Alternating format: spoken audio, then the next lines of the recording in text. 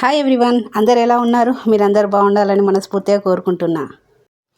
ఈరోజు సొరకాయ గారెలు తయారు విధానం చూద్దాం రండి. ఈ సొరకాయ గారెలు స్నాక్ లాగా చేసుకొని తింటే చాలా బాగుంటాయండి. ఫస్ట్ సొరకాయని ఇట్లా తురుముకోవాలి. తర్వాత ఎల్లిపాయ జీలకర్ర పేస్ట్ చేసుకోవాలి. మెయిన్గా ఈ జీలకర్ర ఎల్లిపాయ పేస్ట్తోని టేస్ట్ బాగుంటుందండి. బియ్యం పిండి 1 కప్పున్నర తీసుకున్నాను. సొరకాయ తురుము 1 కప్పు తీసుకోవాలి. కారం, ఉప్పు సరిపడా, పచ్చికారమైనా వేసుకోవచ్చండి. నువ్వులు 1 కప్పు వేసుకున్నా బాగుంటుంది.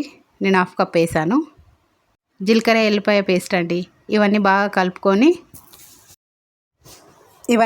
కలుపుకున్న తర్వాత కరివేపాకు కొత్తిమీర వేయాలండి.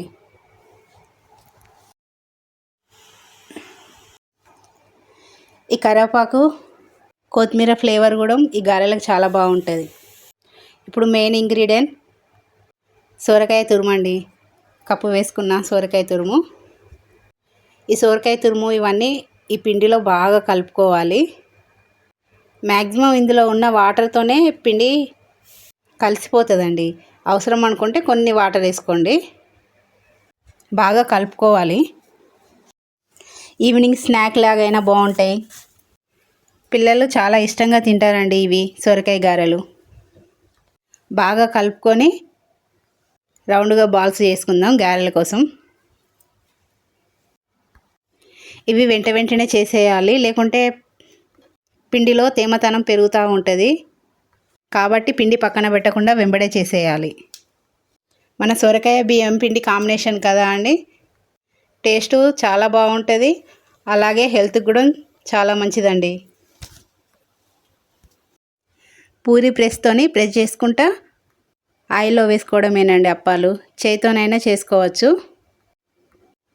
గోల్డెన్ బ్రౌన్ కలర్కి వచ్చినాక అప్పని ఇంకా తీసేయడమేనండి.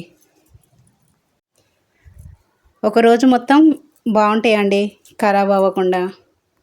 మంచిగా ఇట్లా కరకర కాలుస్తే మాత్రం ఒక 2-3 డేస్ ఉంటాయి.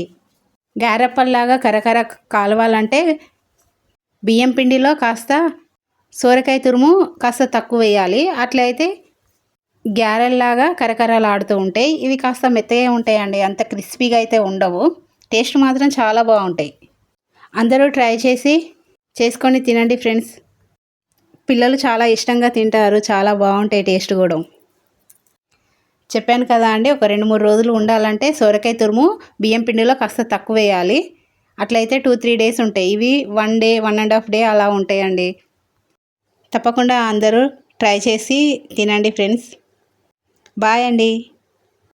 నా ఛానల్ని సబ్స్క్రైబ్ చేసుకోండి, లైక్ చేయండి, కామెంట్ చేయండి. Bye everyone.